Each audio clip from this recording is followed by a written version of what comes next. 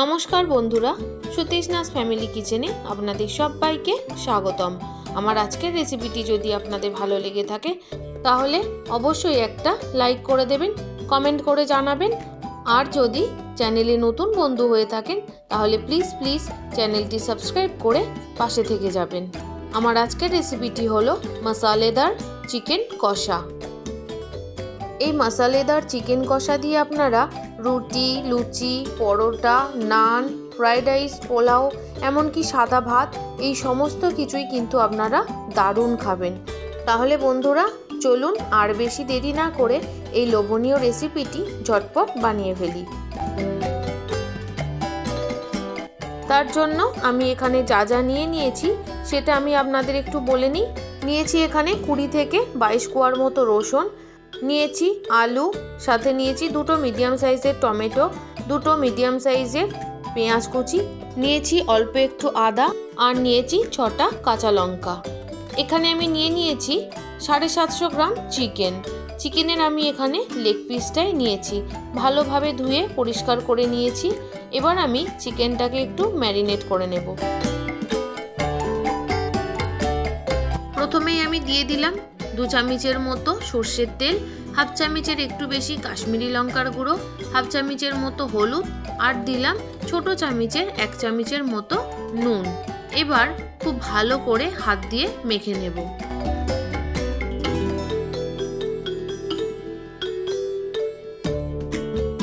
এক থেকে 2 মিনিট সময় ধরে খুব ভালোভাবে চিকেনটাকে মেখে নিতে হবে। চিকেনটা মাখা হয়ে গেলে 30 মিনিটের জন্য আমি রেস্টে রেখে দেব।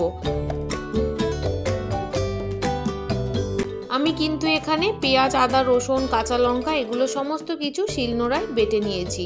কাঁচা লঙ্কা, রসুন আর পেঁয়াজটা আমি আধবাটা করে নিয়েছি, আদাটাকে একটু মিহি পেস্ট করে নিয়েছি। সাথে নিয়েছি বড় চামচের 1 চামচ গোটা জিরে আর 1 চামচ গোটা ধনেকে ভালোভাবে পেস্ট করে নিয়েছি। এখানে আমি নিয়েছি কয়েকটা সাদা পেঁয়াজটা আমি কি করব সেটা আমি পরে বলছি। এদিকে কড়াইতে সর্ষের তেল ভালোভাবে গরম করে নিয়েছি।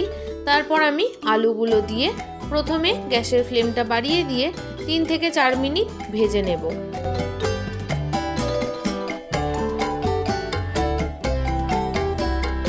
কষা কষা চিকেন হবে আর তার সাথে আলু থাকবে না, তা কি করে হয়? আমার তো আলু দিয়ে চিকেন কষা ভীষণ পছন্দের। দেখুন বন্ধুরা, আলুগুলোতে কিন্তু হালকা হালকা কালার আসা শুরু করেছে। এবার আমি দিয়ে দেব অল্প একটু নুন, সাথে দিয়ে দিলাম পরিমাণ মতো হলুদ কিন্তু আমি আর পরে দেব না। এবার খুব ভালো করে ভেজে নেব। আলুগুলো আমি তেলের মধ্যেই 70% পর্যন্ত ভেজে নেব।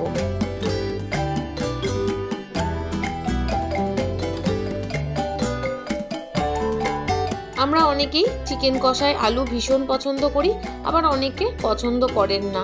তাই যারা পছন্দ করেন না একবার কিন্তু এইভাবে বানিয়ে দেখতে পারেন।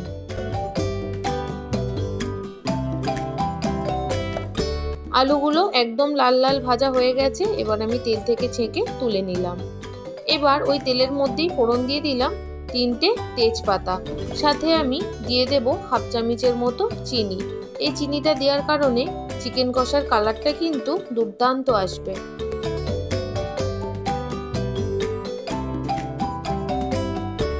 চিনিটা কিন্তু আস্তে আস্তে গলতে শুরু করেছে।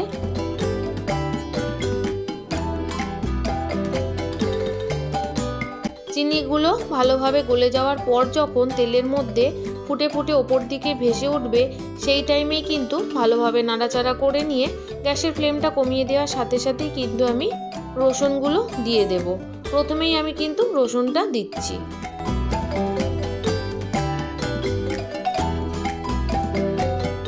একটু রসুনগুলো ভালো করে ভেজে নেওয়ার পর আমি দিয়ে দেব বেটে রাখা পেঁয়াজ।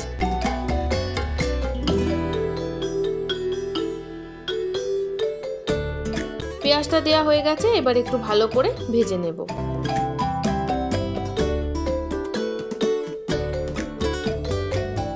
মশলাটা যত ভালো করে কষানো হবে ততই কিন্তু খেতে ভালো হবে। দেখুন বন্ধুরা, পেঁয়াজ থেকে কিন্তু তেল ছাড়তে শুরু করেছে।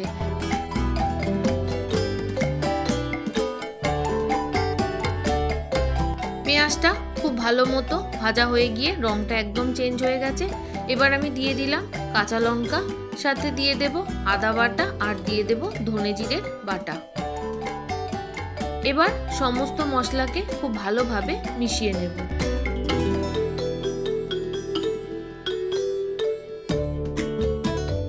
যে সকল বন্ধুরা আজ আমার চ্যানেলে প্রথম এসেছেন, প্লিজ বন্ধুরা রেসিপিটি যদি ভালো লেগে থাকে তাহলে অবশ্যই কিন্তু সাবস্ক্রাইব করে পাশে থেকে যাবেন। মশলাটা 2 থেকে 3 মিনিট ভালো করে ভেজে নেওয়ার পর দিয়ে দিলাম অল্প একটু জল। এবার আবারও ভালোভাবে কষিয়ে নেব। কষাতে কষাতে জলটা শুকিয়ে গিয়ে অল্প অল্প তেল ছাড়তে শুরু করেছে। এবার আমি ম্যারিনেট করে রাখা চিকেনটা দিয়ে দিলাম। তারপর আবারও ভালোভাবে মিশিয়ে দিচ্ছি।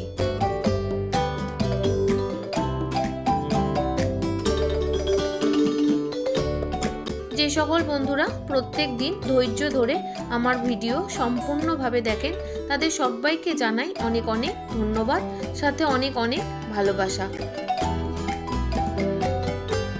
এবার আমি দিয়ে দিলাম পরিমাণ মতো নুন।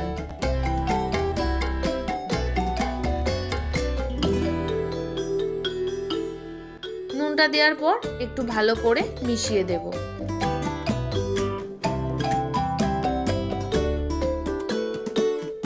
তিন থেকে 4 মিনিট মিডিয়াম আঁচে ভালোভাবে নাড়াচাড়া করে নেওয়ার পর গ্যাসের ফ্লেমটা কমিয়ে দিয়ে ঢাকা দিয়ে দেব 5 মিনিটের জন্য।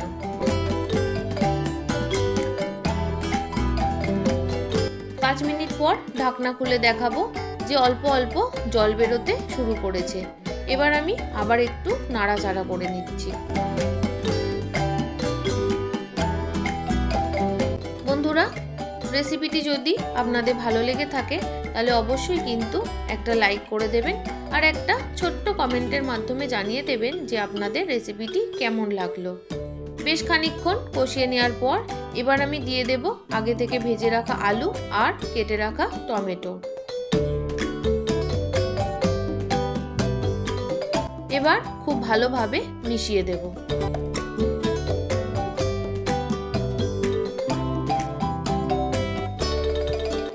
আলু দেওয়ার পর গ্যাসের ফ্লেমটা বাড়িয়ে দিয়ে কিন্তু 5 মিনিট আমি খুব ভালো মতো কষিয়ে নেব।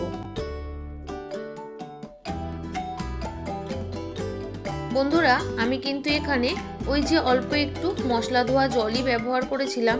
এই চিকেনের মধ্যে আমি কিন্তু আর কোনো রকম জল ব্যবহার করব না।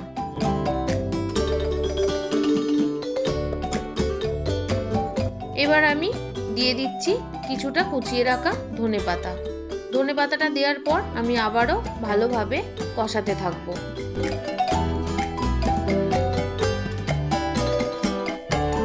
ধনেপাতা দেওয়ার পর আমি কিন্তু আবারও 4 থেকে 5 মিনিট মিডিয়াম আঁচে ভালোভাবে কষিয়ে নিচ্ছি।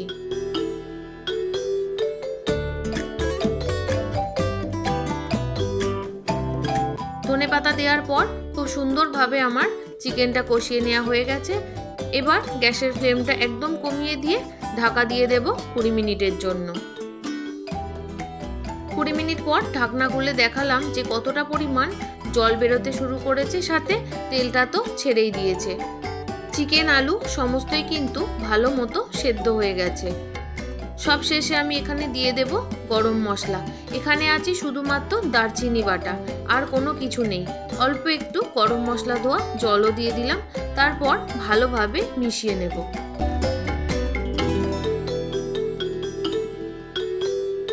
কতটা লোভনীয় দেখতে হয়েছে আপনারা কিন্তু আশা করি দেখেই বুঝতে পারছেন। 2 থেকে 3 মিনিট আস্তে আস্তে ভালোভাবে নাড়াচাড়া করে নেব। তারপর আমি সব শেষে এখানে যে সাদা পেঁয়াজগুলো রেখেছিলাম সেগুলো গোটা গোটাই দিয়ে দেব।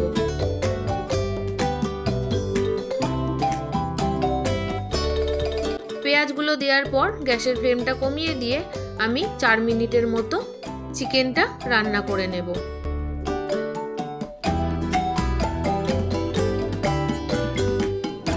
যেমন সুন্দর দেখতে লাগছে তেমনই কিন্তু দুর্দান্ত খেতে হয়েছিল। অবশ্যই কিন্তু আপনারা একবার হলেও এইভাবে মশালেদার চিকেন কষাটা অবশ্যই বানাবেন। তৈরি হয়ে গেল দুর্দান্ত স্বাদের মশালেদার চিকেন কষা।